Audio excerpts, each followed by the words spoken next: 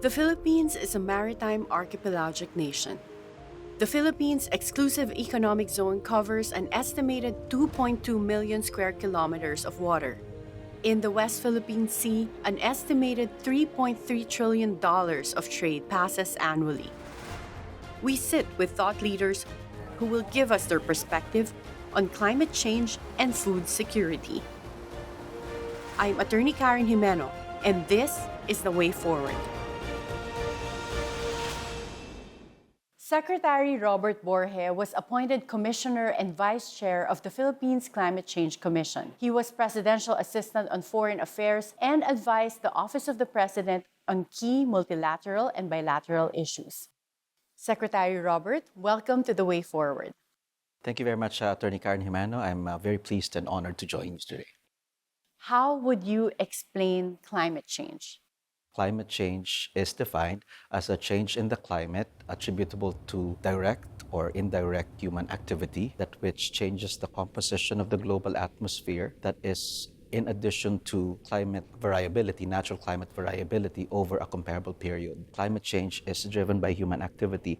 To really understand, in Filipino, we call it 3 Ps.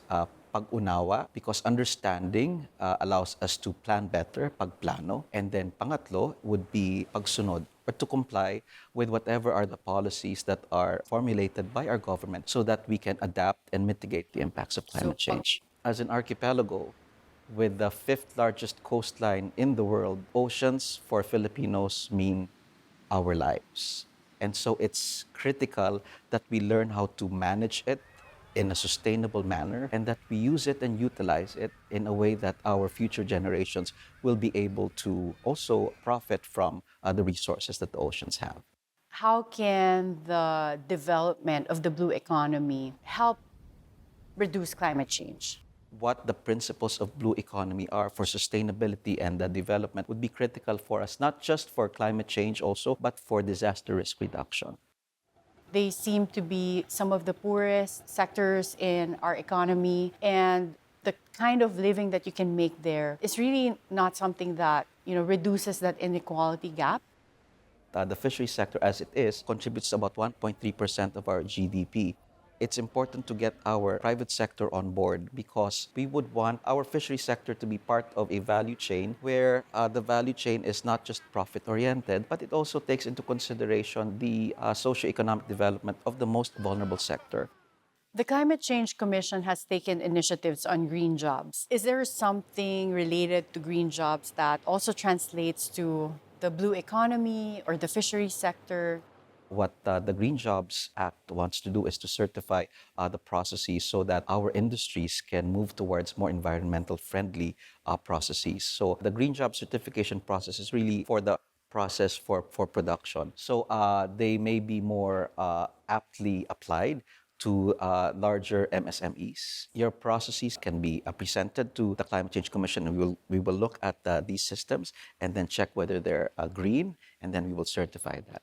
At the geopolitical level, we have right now the issue of conserving and protecting our blue economy. It's also tied to the activities that other countries are doing. So some of the biggest emitters are, for example, United States and China. How is our relationship with them, considering that there's also this territorial dispute where we have strengthened our relations with the US in terms of securing the West Philippine Sea, and then we have China disputing our claims.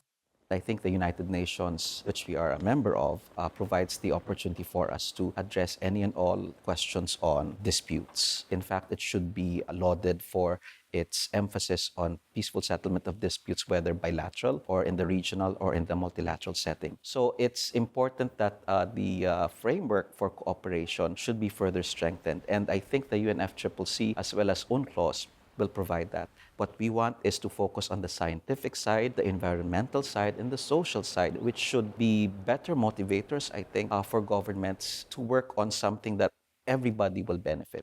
So when it comes to conserving marine biodiversity and promoting the blue economy, What do you think would be effective in order to bring that sense of cooperation instead of making it an issue of claims over territories? For us, I think the interest of the Philippines is that when we talk about climate change and hence also the blue economy, there has to be a discussion on the issue of climate justice and equity. The Philippines contributes to about 0.5% only of the greenhouse gas emissions global. But when it comes to losses, we have become the most vulnerable and at-risk country.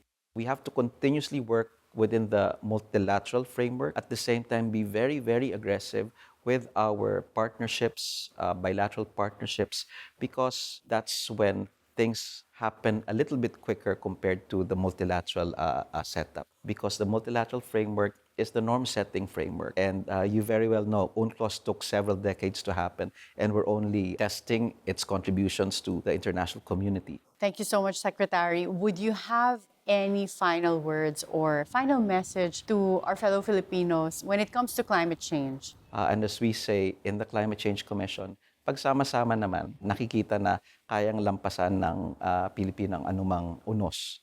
Pero importante na we harness ang kagalingan at katalinuhan ng Pilipino.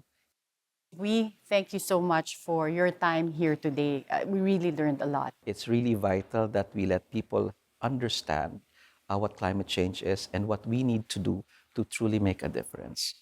Thank you, Secretary Robert. It's pretty incredible how you were able to sum up all of these complex, interconnected issues, but we really learned a lot from you today. Thank you very much. The pleasure was mine. And again, let's work together for a more climate resilient and climate smart Philippines para sa bagong bansang mas matatag. Maraming salamat po. Salamat po. Again, that's Secretary Robert Borge of the Climate Change Commission. And I'm Attorney Karen Jimeno, and this is The Way Forward. When we return, we discuss the impact of climate change on food security with Mr. Romy Trono. Napabuligang kita ang mga basura. Ini ba naka-apekto diha sa pag-ubos, pagpunhod sa buha ninyo sa isla? Lagi na siya epekto mo kay nakadaot man na siya. Ang basura sa laod na daghan baga kayo manglutaw. Labi na gidugikan gi bagyo, nga paglurang, naagidakan basura manglutaw, klase lang, plastik. Minus gidang kuha sa panagat sa laod. Numikan man pud kay dili man pares ang klima gud. Pagbugnaw ang silaon, wala gito na. Nananawagan ko sa gobyerno nga kami mga gagmay managat sana matugunan na ang among mga pangailangan o nga direkta lang sa amo mga gagmay nga mananagat. Mura po na ako ipangayo sa gobyerno. PRRM has spent over 7 decades in rural development. We were biased in favor of farmers, and the fisherfolk told us, food is not just rice, it is also fish. The Philippines is more than 300,000 square kilometers of land. Our exclusive economic zone is 2.2 million square kilometers. We are the 15th largest fishing nation in the world. The Philippines is a maritime and archipelagic nation, or MANA. MANA natin ito. We must defend it.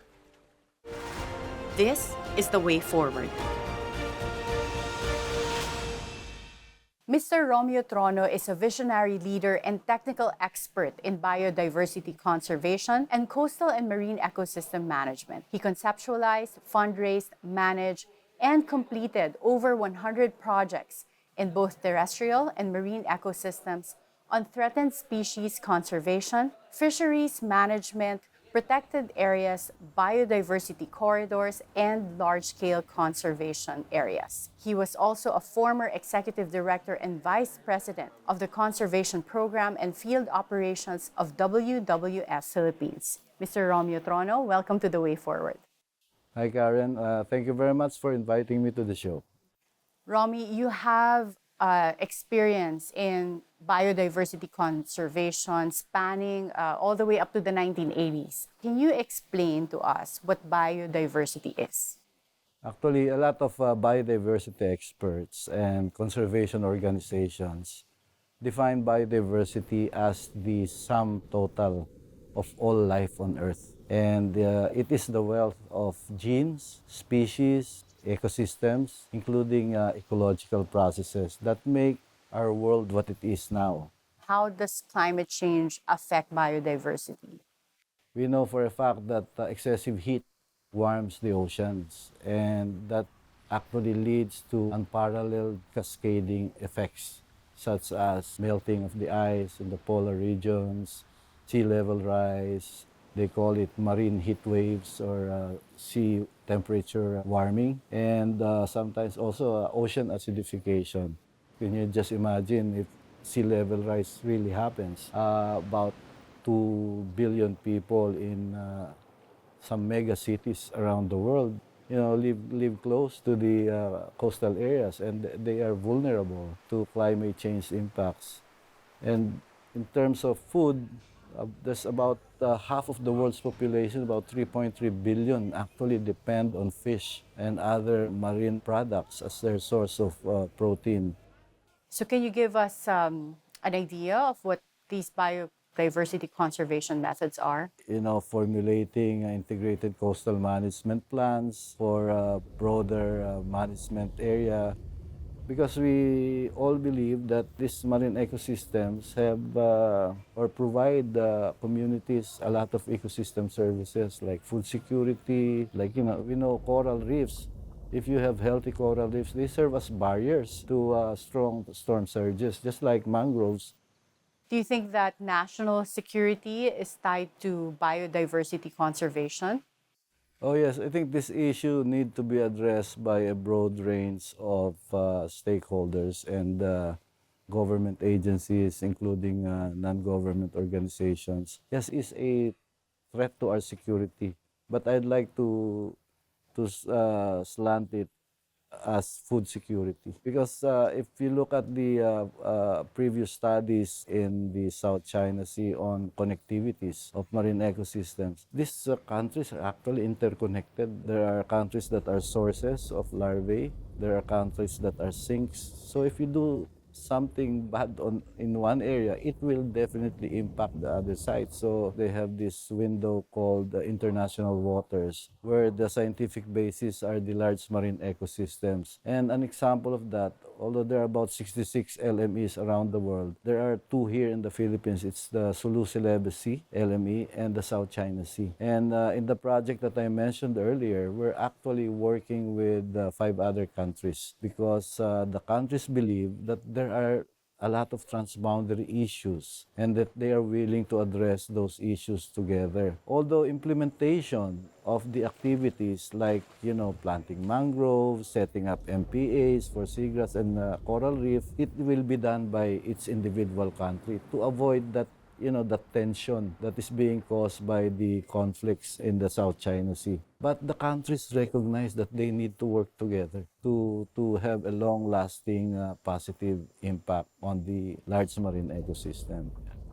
We believe that biodiversity is the basic foundation of marine ecosystems. And if you have healthy and productive marine ecosystems, that is when you can derive a lot of ecosystem services like food security, recreation, tourism, fisheries, blue economy. Thank you, Romy. We definitely learned a lot from your insights today and, of course, from your decades of experience. Thank you again, Romy, Thank you. for being here today. I'm attorney Karen Jimeno, and this is The Way Forward.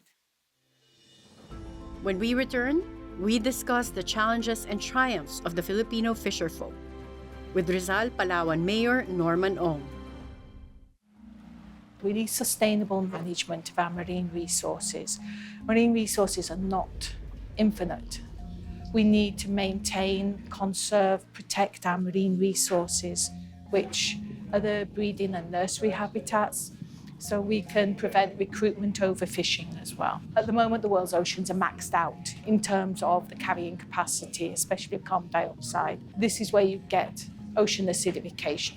That means coral reef structures will be weakened. I think it's been proposed that by about 2040, 2050, the majority of the world's coral reefs will be in a severe state, in line with the solid eco-waste law, the RA 9003. We need that implemented at the local level, as well as throughout the country as well. This is the way forward. Norman Ong is the incumbent mayor of Rizal, Palawan. It's the nearest town of the Palawan mainland before jumping off to the Kalayaan group of islands. The challenges that the fisher folk in the West Philippine Sea face are not new to Mayor Ong, as he also continues to fish. Mayor Norman Ong, welcome to the way forward. Thank you, Karen, for having me here. What have you observed as the effect of the recent water cannon incident with Chinese vessels and the other types of encounters that your fisher folk, your constituents have encountered with China? Actually, medyo apektado po talaga yung aming mga fisherman. Before kasi malaya o sabi nga ay walang pumipigil sa kanila doon sa West Philippine Sea.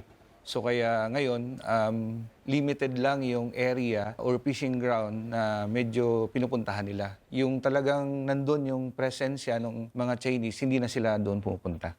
Can you describe to us ano po yung conditions before or what was life like before this conflict with China arose? Ang senaryo is walang pakialamanan. Parang pagka nandito, medyo respetuhan. We gained a favorable ruling at the arbitral tribunal at The Hague back in 2016. Do you think meron pong effect yun doon sa one, ability natin to claim our rights to the West Philippine Sea? Sa part ng local government, siyempre masaya tayo. Kaya lang, sa part ng ating kabilang side, medyo hindi nila tinatanggap. Do you think the conflict with China can be resolved under the current administration of President Bongbong Marcos? Yung hope, hindi naman Karen nawawala. No? So, para sa akin, hopefully si China medyo magising-gising din. Kasi kung babalikan natin talaga yung history, Chinese and Philippine people are, sabi nga, ay trading partners eh. Mayor Norman, you mentioned cooperation in the Kalayaan group of islands. So would you say that in your experience, you think that joint cooperation with other nations is a better strategy than any aggressive stance or potential conflict? Yes. Mas maganda talaga na instead na mag-agawan, why not magkaroon ng agreement between both countries. Ilatag nila kung ano yung gusto nila, ilatag din halimbawa ng Vietnam, ilatag ng China, Philippines, and other countries doon sa area. And then mag-come up sa isang magandang solusyon. Now with the encounters with China, do you think that's possible? That we can revert to a peaceful coexistence regardless of the events that have already happened, including China building installations in some of the contested areas? Siguro sa ganong punto, maiisip din ng China na hindi nag-iisa yung Pilipinas. Tama po kasi yung pinaglalaban natin eh. Kapag tama kasi, mas maraming kakambi sa'yo. Sana si China, wag namang bully. Let's talk about other types of resources in the West Philippine Sea. Malampaya gas field. Has this produced benefits for Palawan, including your area and the Kalayaan group of islands? Nangyari po kasi dyan, merong presidente na inilayo po niya yung Malampaya sa Palawan. So, dineclare nila na hindi part ng Palawan ang Malampaya, which is masakit po. So, talagang totally malungkot na kwento ang Malampaya dahil nakinabang ang Luzon, I think, pero ang Palawan, hindi. Sa amin, sa side ng mga political leaders, dapat magkaisa. Iisa ang direksyon sa paglapit sa national government na sa pag-apila sa national government na Palawan yan. Dapat tamang share naman ibigay ninyo sa amin. When you say that hindi natanggap ng Palawan yung tamang share nila from the Malampaya gas field, is that only in the terms of electricity supply or also in terms of revenue share and developing Palawan? Lahat po. Sa share, patak lang. Pagdating sa aming power supply, wala rin po talaga. Kung nangyari po yun, baka ang Palawan ang isa sa may pinakamayaman na probinsya. Mayor, what would be your message to the public? Ano po yung message nyo to the national government but also to our fellow Filipinos? Sa national government, unahin ko na. Bagamat nandyan yung Mandanas ruling, halos bumaba yung national tax allocation namin o before era ang tawag doon. Hirap po kami ngayon. Sa mga kababayan ko naman po sa bayan ng Rizal, siyempre, although nandyan si China, pero andito naman din yung malawak pa na part ng West Philippine Sea. Tuloy lang tayo, so andyan naman din kami na patuloy na aalalay sa inyo. Thank you, Mayor Norman. Thank you rin, Ms. Karen, kasi malaking opportunity rin po ito na marinig ng national government. Again, that was Mayor Norman Ong of Rizal, Palawan. And I'm Attorney Karen Jimeno, and this is The Way Forward. When we return, we discuss the Philippine Development Plan and the Blue Economy with NEDA Undersecretary Rosemarie Edilion. Sabi ko doon, isang malaking paglabag sa kalayaan ng mga mangingisda sa atin kung ganito lagi ang mangyayari sa kalakaran sa pagitan ng China at ng Pilipinas. Hindi lamang siguro sa amin ang pinaglalabanan nila, kundi maging sa susunod na mga henerasyon dahil ang ating pong buhay pangisdaan ay hindi po nagbabago, kundi unti-unti nawawala. Kailangan siguro na magtulong-tulong talaga. Turing natin na talagang atin yung teritoryo na to at ipagtanggol ito, hindi lang yung mga nasa loob, yung mga mamayan at yung mga mangingisda, lalo na yung lugar pangisdaan na panagkikitaan ng maliit na mangingisda doon sa West Philippine Sea. Yung West Philippine Sea naman, matagal na namang inaangkin ng Pilipinas. Kaya mas sinasabi namin, kami mga isda, atin pa rin yung West Philippine Sea. Hindi yung atin na, inaagaw pa rin nila. Pero pag tayo naman yung papasok, hindi naman nila payagan. Kaya malaking problema to sa usapin ng Pilipinas. This is The Way Forward. Rosemarie Edilion is presently the Undersecretary for National Development Policy and Planning at the National Economic and Development Authority, or NEDA. Among her major responsibilities is shepherding the formulation of the Philippine Development Plan. She also oversees the monitoring of the PDP implementation. Undersecretary Rose, welcome to The Way Forward. Thank you very much for having me. Undersecretary Rose, let's go straight to one of your expertise, which is developing the Philippine Development Plan. In this PDP that we currently have, where is the blue economy in terms of order of priorities? The current PDP has a goal of economic and social transformation. And so you have three parts there. The first part is on the social transformation. The second part is on the economic transformation. And then the third part is on institutional and the environment. So the blue economy figures in Chapter 5, which is on one of the economic sectors, agriculture and agribusiness. And then the Chapter 15, which is on the environment. It follows the system of national accounts of the United Nations, where it's actually agriculture, fishery, and forestry. How much does the blue economy currently contribute to the GDP? What we have is actually what we call an ocean economy satellite account, because blue economy is a characteristic of that ocean economy. So for the ocean economy, or blue economy, actually contributes 4.2% of that. And that already includes solar power or any other non-fisheries related, like That's right. natural gas, for example. Is that covered under that 4%? No, it covers the tourism areas around the coast, the fisheries and the marine resources. Also the shipping industry is also included in the ocean economy. I would say that we can actually generate so much more from the blue economy or the ocean economy. Hopefully when Congress returns, we will have that PENCAS signed into law. That's the Philippine Environment and Natural Capital Accounting System. That's also very important. And another thing that we need to have is the integrated coastal management to be a policy. If everyone adopts that ridge-to-reef approach, then probably there's a big chance that we would be able to harness so much more from the blue economy. Despite the richness of our ocean economy, all the resources there, all of its potential, the fisheries sector and then the fisher folk are one of the poorest in the Philippines. How does our plans intend to address at least that big discrepancy? In the plan, there are programs to address, to give them alternative sources of livelihood, because we know that there are certain times of the year, even days of the year, that they cannot really go out and fish.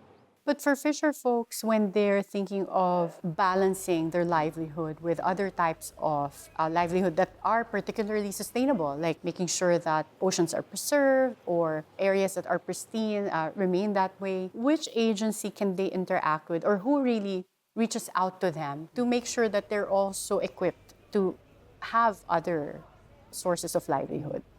Well, we have the research, of course. That's the BIFAR, Bureau of Fisheries and Aquatic Resource, an attached agency of the Department of Agriculture. There's also the PICARD, which is also an aquatic resource research department attached to the DOST. And then you have the LGUs mainly, and then you have Coast Guard for the safety issue. Admittedly, you have several, and meaning for many, none.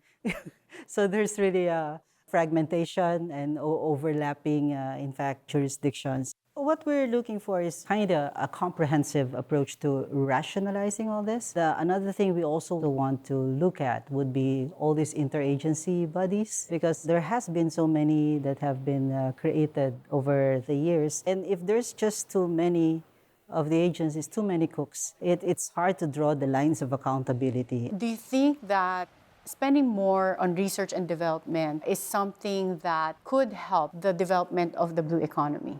How do we harness the ocean energy, for instance, while still maintaining the quality of the water?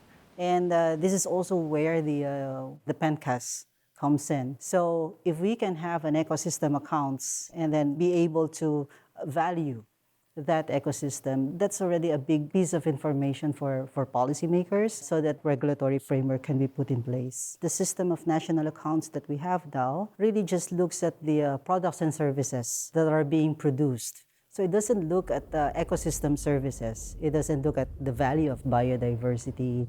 Where would be the greatest impact in terms of potential sources of financing if we were to apply PENCAS or evaluation that's based on the environmental values? Right now, actually, many countries are big on what we call ESG, the environment, social, and governance investments.